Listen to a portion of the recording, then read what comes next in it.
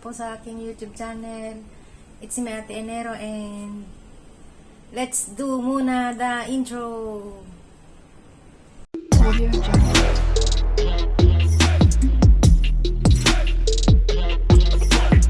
Audio Jungle. Kayo, and welcome back po sa aking YouTube channel. Time check po tayo is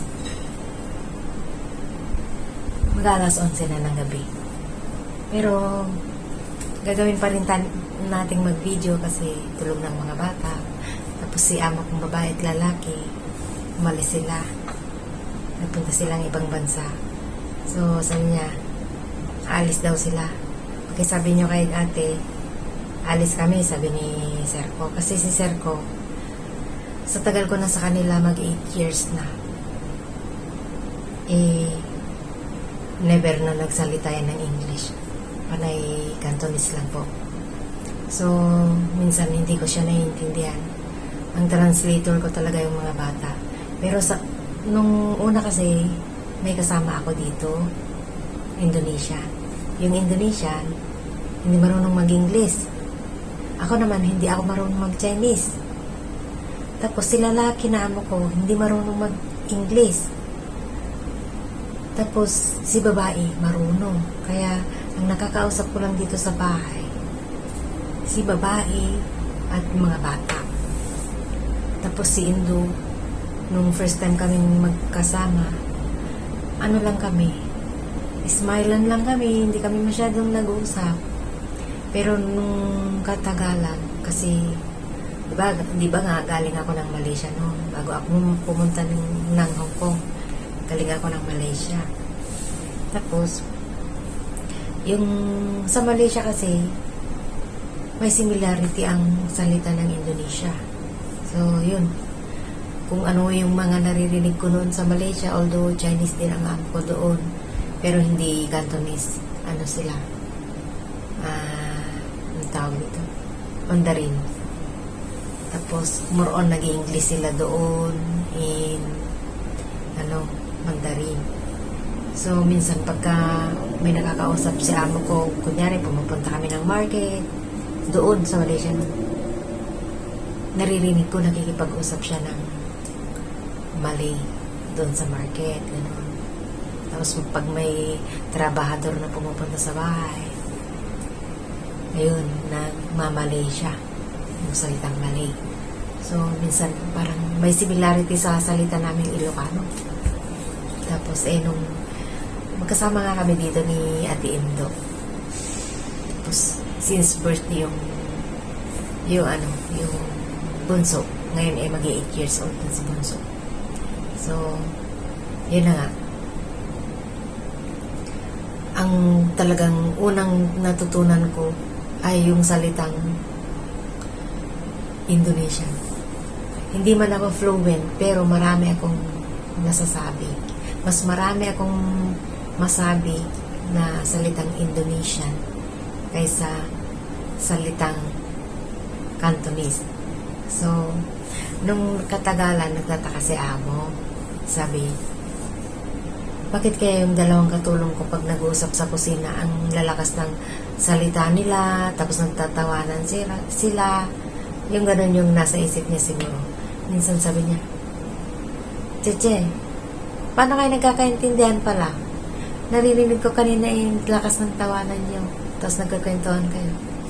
Sabi niya, ano po ma'am? Sabi ko, kailangan ko kasing matutunan yung salita ni Ate Indo. Sabi ko, kasi di ba nga galing ako ng Malaysia, may knowledge din ako sa salita niya. Kasi may similarity ang salita doon tsaka salita niya. Ganun pala, nakakatuwa naman kayo, sabi ni amo. Tapos yun, ganun na, habang nagpapatuyo tayo ng mo. Tapos sabi ni babae, okay. Akala ko, ayaw niya na nag-uusap kami kasi kumuha siya ng Pilipina, ibang lahi. Kumuha rin siya ng Indonesia, ibang lahi. Ang nasa isip ko nung una, baka ayaw ni babae at saka lalaki na magkaparehong lahi ang katulong niya. Kaya kumuha ng magkaibang lahi. Pero thankful pa rin kasi si Indo nakakapagsalita ng Chinese. Ako, English lang, kaya among babae. Siya naman, kaya among lalaki. So, kaya pag may inuutos si amo na lalaki, kunyari, may gusto siyang sabihin sa akin, isabihin niya kay Indo.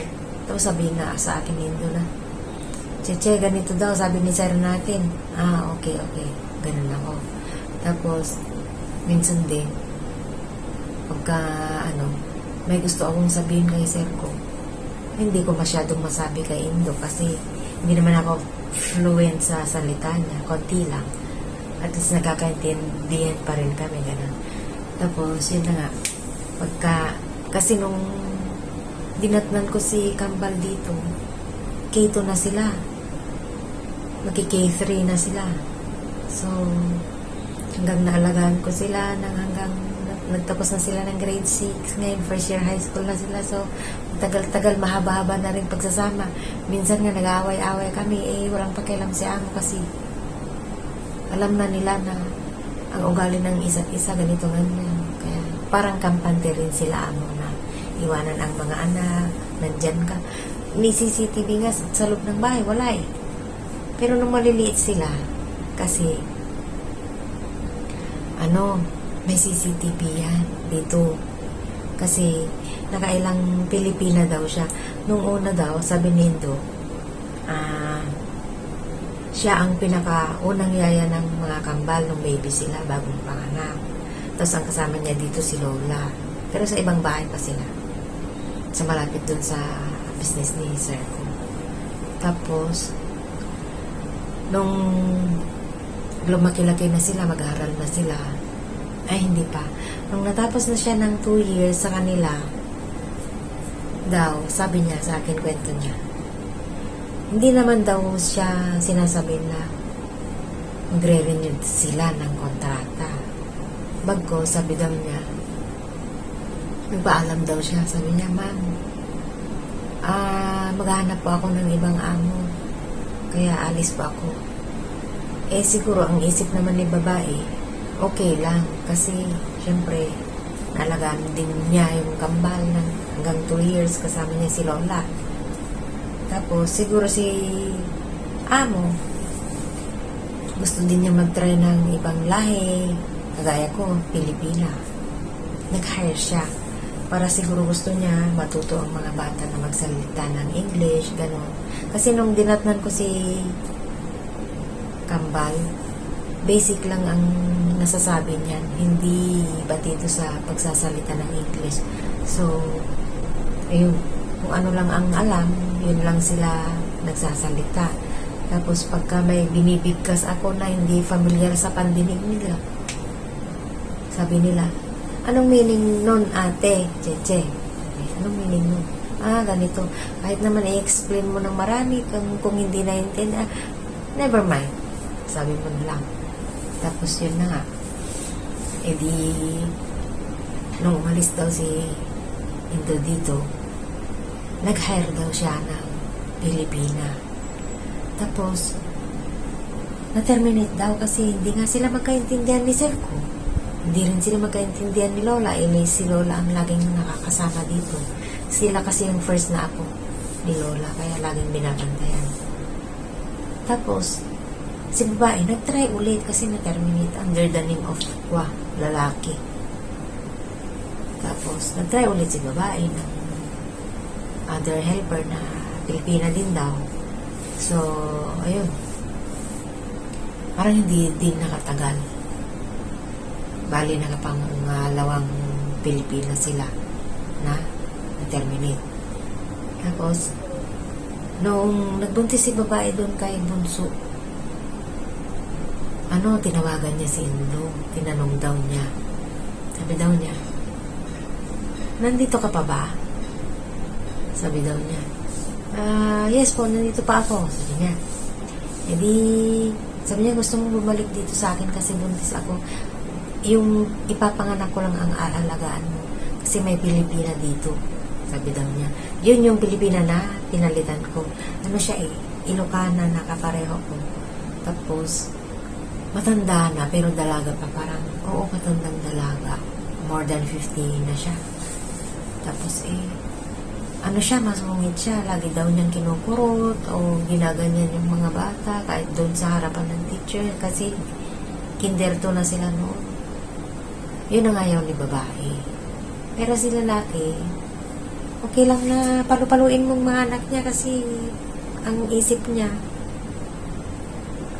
pag tuturo daw, tinutuwid mo daw. Pero ang sa babae naman, hindi pwede kasi hindi niya anak, kaya ayaw kong sinasaktan niya, parang gano'n. Kaya, inundas pa terminate niya yung pinalitan ko. Tapos, hindi ko alam na yun inundas pa niya, ako ang papalit. Kasi, nung time na nandun ako sa Pilipinas, terminate din ako noon. 1 year. Doon sa unang naging amo ko dito sa Hong Kong. Hinire niya ako kasi ang pinanggalingan ko dito sa Hong Kong na first na amo ko, first na salta ko sa Hong Kong, kambal din. Kaso, babae at lalaki yung kambal doon. Tapos may kasama ako, yung pinsan ko noon. Tapos, hindi kami okay. Parang gano'n. So, ayun. Next, ikukwento ko yun sa inyo yung unang salta ko dito sa Hong Kong. Tapos, nung tinerminate na niya yung pinalitan ko dito, nag-meet pa kami doon sa agency. Tapos sabi niya, saan daw ako pupunta dito?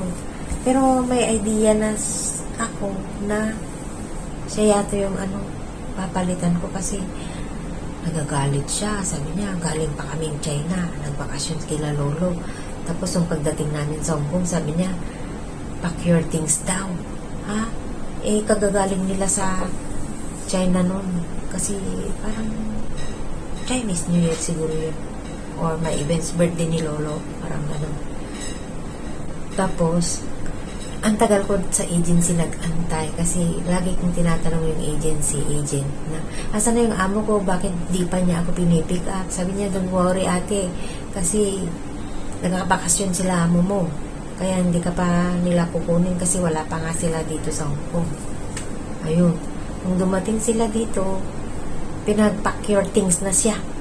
Tapos pumunta na siya ng agency, doon na-meet ko yun. Sabi, nagdadabog siya nung dumating sa agency. Sabi niya, visit talaga. Kadarating lang namin sa China, tapos pinag-pack your things niya ako, ganun nga. Tapos parang may idea ako. Kadarating lang nila. Sabi niya, sabi ng agent ko, soon, one of these days, kadarating lang kasi nila, kaya kukunin ka na soon, or maybe tomorrow, or the other day. Kaya may idea ako. Sabi ko, ate, saan ka galing?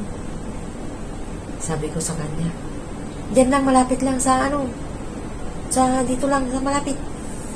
Tapos sa lugar na ito. Tapos sabi niya, saan ka dito pupunta? Baguhan ka? Sabi niya gano'n, parang mataray na matanda. Sabi ko, hindi ako baguhan ate, terminate ako, pero na-hire ako ng amo na ito. Anong pangalan ng amo mo? Sabi niya, sinabi ko yung pangalan ng amo. Ikaw yung papalit sa akin. Sabi niya gano'n. Sabi ko, te, seryoso nga? Oo, sabi niya, ikaw ang papalit sa akin kasi yung address ng sinasabi mo, tapos yung pangalan ng amo, yan ang amo ko. Tapos kinabahan tuloy ako. Sabi ko, hala ate, baka naman mabagsik yung amo. Sabi ko, hindi. Sabi niya, mabait ang amo na yun. Pero ako lang talaga yung may mali. Nasobrahan ko kasi yung pagdidisiplina dun sa mga bata. Sabi niya, yun ang ayaw niya. Pero sa lalaki, okay lang kasi magkaintindihan nga sila ni lalaki. Yung si ate na yun marunong sa Chinese. Ganun, sabi ko.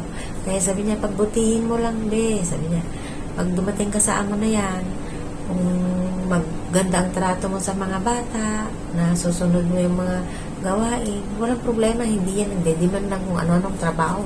Basta, nakikita lang niya na okay ang mga bata, okay na. Ganun pala. Kaya din, nagtagal ako kasi tama nga yung sinabi ni ate, yung pinalitan ko na easy going ang amo na to. Walang problema, kahit sa pagkain, kahit sa lahat, walang problema. Malinis man madumi ang bahay. Wala, hindi yan nagre-reklamo. Kung meron lang siyang iuutos na paminsan-minsan pero hindi madalas, yun lang. Pero never pa akong nakarinig ng kahit isang galit kay amo ko. Since kasama pa kami ni Indolo, hindi naman sila nagagalit kung may nasisira man dyan sa kusina o anong bagay. Wala lang. It's okay lang. Parang ganun. Kaya, thankful din ako na nandito ako sa bahay na ito, sa pamilyang ito. So, I wish and I hope and pray na tuloy-tuloy hanggang sa ayaw ko na sa kanila, ayaw na nila sa akin. Walang darating na problema. So, I'll see you guys next soon sa next na vlog ko. Ikikwento ko sa inyo kung paano ako nakarating sa Hong Kong, yung first time na pagsalta ko sa Hong Kong, yun. So, marami pa akong kwento-kwento ng buhay para sa inyo. And sana wag po kayo magsasawa. So, it's time to say bye-bye. And don't forget to subscribe and like and share. And mabuhay po kayo. So, good night po kasi natutuyo ng buhok. So, habang nagpapatuyo tayo ng buhok, magkikwento po tayo. So, good night everyone. Have a blessed night and salamat po.